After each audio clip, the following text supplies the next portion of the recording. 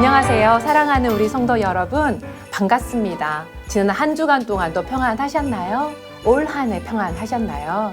우리 12월 마지막 주, 넷째 주 가정 예배를 저와 함께 하나님께 올려드리시겠습니다. 네, 찬송가 542장입니다. 이 찬양 하나님께 올려드리는 소중한 시간 갖겠습니다.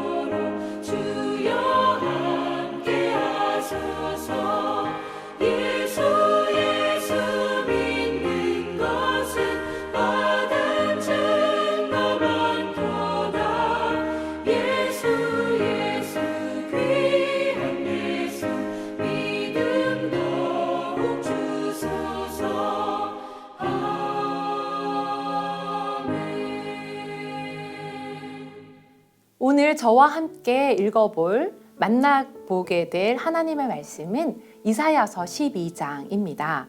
이사야서 12장 1절에서부터 6절까지의 말씀을 저와 함께 봉독해 보시겠습니다. 글이 길지 않으니까 또박또박 우리 하나님의 말씀을 함께 읽어 보십시다. 그날에 내가 말하기를 여호와여 주께서 전에는 내게 노하셨사오나 이제는 주의 진노가 돌아섰고 또 주께서 나를 안위하시오니 내가 주께 감사하겠나이다 할 것이니라. 보라 하나님은 나의 구원이시라. 내가 신뢰하고 두려움이 없으리니 주 여호와는 나의 힘이시며 나의 노래시며 나의 구원이심이라. 그러므로 너희가 기쁨으로 구원의 우물들에서 물을 기르리로다. 그날에 너희가 또 말하기를 여호와께 감사하라. 그의 이름을 부르며 그의 행하심을 만국 중에 선포하며 그의 이름이 높다 하라. 여호와를 찬송할 것은 극히 아름다운 일을 하셨음이니 이를 온 땅에 알게 할지어다. 시온의 주민아 소리 높여 부르라. 이스라엘의 거룩하신 이가 너희 중에서 크심이라 할 것이니라. 아멘.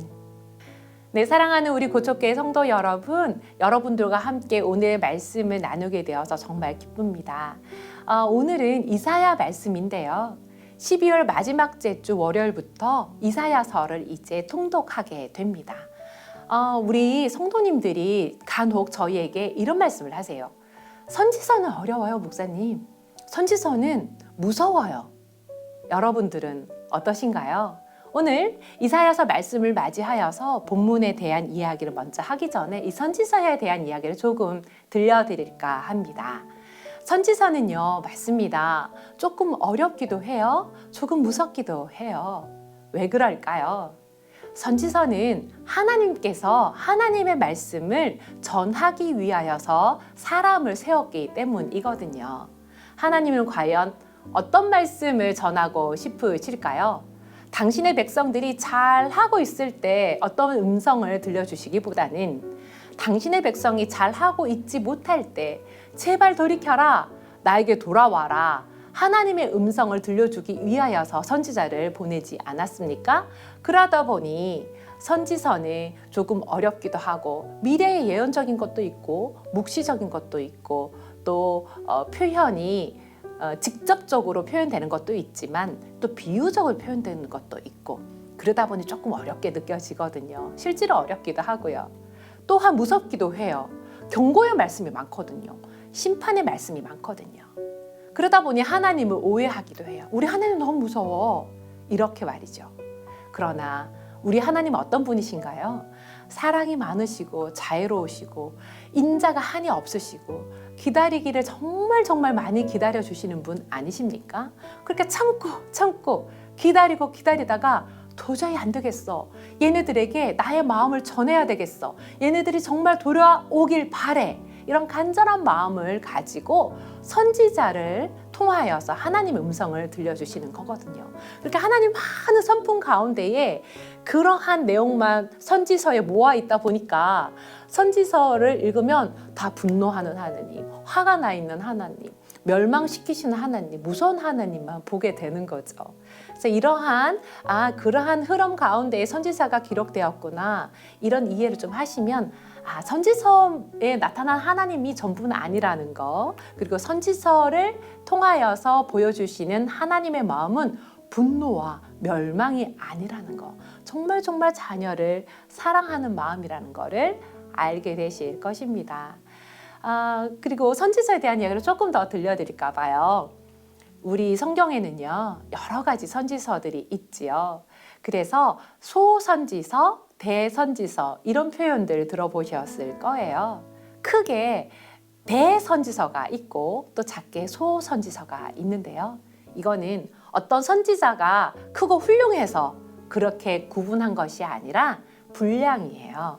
분량이 많으니까 대선지서, 분량이 작으니까 소선지서.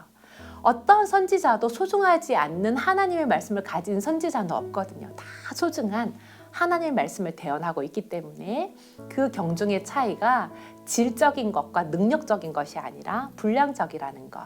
그래서 오늘은 이사야서인데요. 이사야는 진짜 분량이 많아요. 우리 성경의 66권과 동일하게 66장입니다. 그래서 대선지서라고 불러요. 이사야의 뜻은 무엇이냐면 하나님은 구원이시다라는 뜻이에요. 그러다 보니 여기에는 구원을 향한 하나님의 마음이 있어요. 표현들은 멸망을 선포하는 이사야의 표현 속에서는 정말 하나님은 벌하기로 작정하신 분이구나, 우리를 다 없애버리려고 작정하시는 분이구나, 이렇게 느껴질 수 있는데 그렇지 않아요. 하나님의 궁극적인 마음은 뭐다? 구원이다. 그것을 알 수 있습니다. 핵심 단어는 심판과 구원이에요. 네, 심판은 무엇을 위한 심판일까요? 이 심판은 정말 너를 없애버릴 거야, 널 미워할 거야, 이런 심판이 아니고 구원을 위한 심판입니다. 돌아오기를 위한 심판입니다. 너를 건져주기 위한, 죄의 길에 더 이상 가는 것을 용납하지 않겠다는 하나님의 애끓는 마음이 담겨있는 심판이라는 걸 생각하시면서 이사야서를 쭉 읽어가시면 정말 소중하고 은혜로운 시간이 될 것입니다. 오늘의 본문 말씀은 이사야서 중에서도 12장이지요. 이건 정말 중요한 단락이에요. 누구이냐 하면 앞에 부분은 이사야여서 이사야가 어떤 사람인지 잠깐 나오고 하나님의 백성인 그 유다라고 표현되는 하나님의 백성을 향한 하나님의 마음이 있어요. 어떤 마음이냐? 너희가 정말 나를 사랑하느냐? 근데 왜 그렇게 사니? 그건 나를 사랑하는 마음이 아니야. 하나님이 유다를 향한 멸망, 심판의 마음을 표현하고 계세요. 너는 정말 나를 사랑한다면서 왜 약한 자를 괴롭히니? 너는 나를 정말 사랑한다면서 예배, 제사는 소중하게 여기면서 일상의 생활을 왜 그렇게 하니? 이렇게 책망하고 있는 말씀이에요. 하나님의 백성을 향한 책망의 말씀. 그 마음에 뭐가 있다고요? 자식들이 돌아오기를 바라는 하나님의 마음.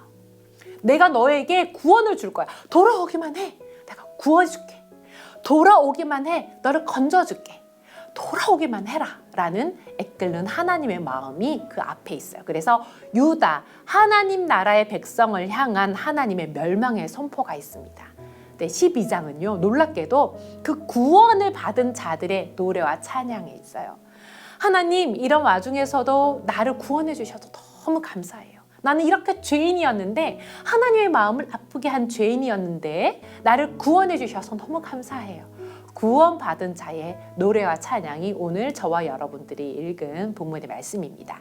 13장부터는 이제 열방, 타 나라, 이방을 향한 하나님의 또 멸망과 심판을 또 선포하는 말씀이 또 이렇게 이어집니다. 그 중간에 구원받은 자들의 찬양, 오늘 저와 여러분들 읽은 이 본문의 말씀입니다. 이 말씀을 통하여서 우리는 하나님이 우리를 향한 어떤 마음을 가지고 계시고 어떤 목적을 가지고 계신지 엿볼 수가 있습니다. 하나님의 근본적인 마음은 무엇이라고요? 멸망이 아닙니다. 우리를 구원해 주시고자 하는, 건져내 주시고자 하는, 어디에서부터?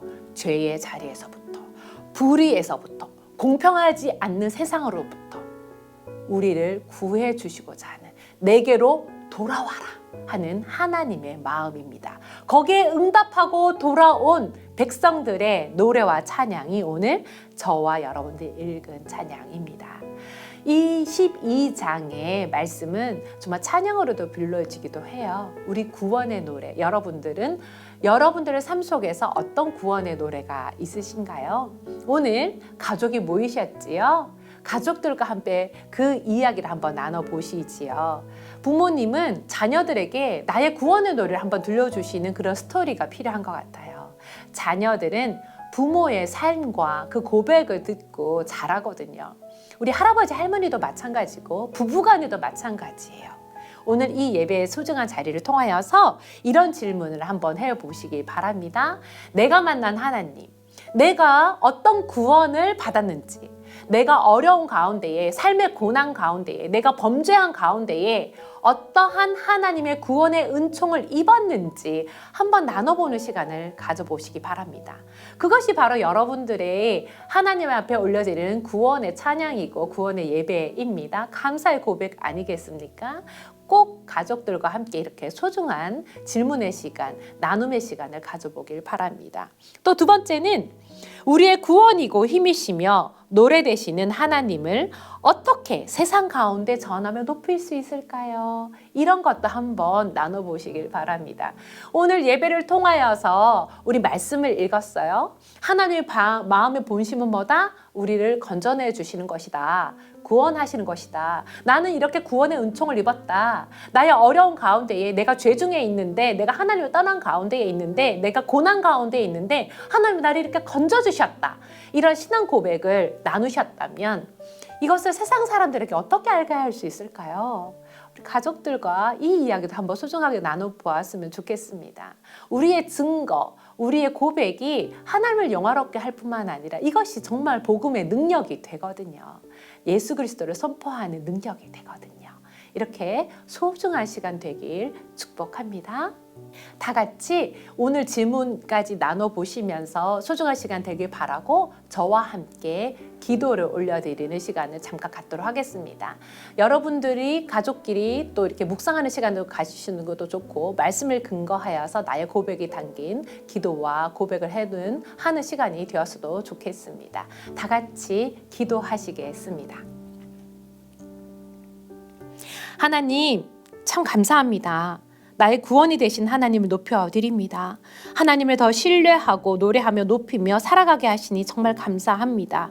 하나님, 우리 가정이, 우리 자녀가 우리가 하나님 앞에 보시기에 부족할 때도 있었지만 그럼에도 불구하고 사랑해 주시고 안아주시고 품어주시니 참 감사합니다. 구원의 하나님 높여드리는 이 소중한 시간 하나님이 영광 받으시고 우리의 나눔 속에 역사하여 주셔서 하나님의 풍성한 은혜를 더욱더 많은 사람들에게 흘려보낼 수 있도록 우리 가정을 저희를 사용하여 주시옵소서. 주 예수 그리스도의 이름으로 축복하며 기도드리옵나이다. 아멘. 실천 시간입니다. 오늘 제시되어 있는 것처럼 내가 가장 좋아하는 찬양이 무엇인지 한번 나눠보실까요? 이 찬양이 왜 좋아하게 됐는지 찬양에 대한 스토리를 담아보아도 좋겠습니다. 오늘 말씀에 근거하여서 나의 구원이 되시는 하나님, 나의 기쁨이 되시는 하나님, 내가 왜 하나님 앞에 감사할 수밖에 없는지, 내가 왜 이 찬양을 좋아하는지 스토리와 함께 나눈다면 더 풍성한 시간이 되지 않을까 싶습니다.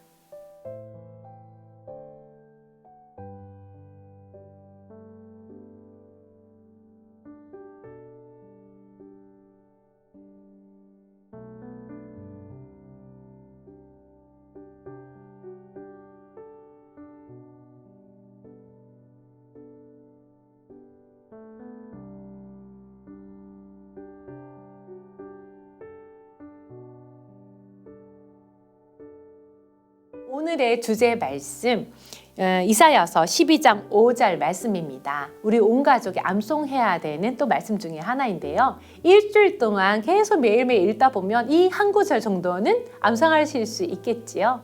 이런 것이 모이다 보면 1년 365일 우리가 암송할 수 있는 것이 정말 많아질 것 같은데요. 오늘의 암송 구절 말씀 저와 함께 2번 읽어보도록 하겠습니다. 이사야서 12장 5절 말씀입니다. 여호와를 찬송할 것은 극히 아름다운 일을 하셨음이니 이를 온 땅에 알게 할지어다. 다시 한번 읽어볼까요? 여호와를 찬송할 것은 극히 아름다운 일을 하셨음이니 이를 온 땅에 알게 할지어다. 아멘. 네, 올해의 마지막 주 한 주간을 남겨놓고 있는데요. 나를 구원해 주신 하나님, 어려운 가운데서도 인도해 주신 하나님, 그분 앞에 기뻐하며 감사하며 찬양하며 나아가는 소중한 한 주간이 되길 바랍니다. 한 주간 동안도 주님의 품 안에서 따뜻하고 또 행복한 시간 되길 축복합니다.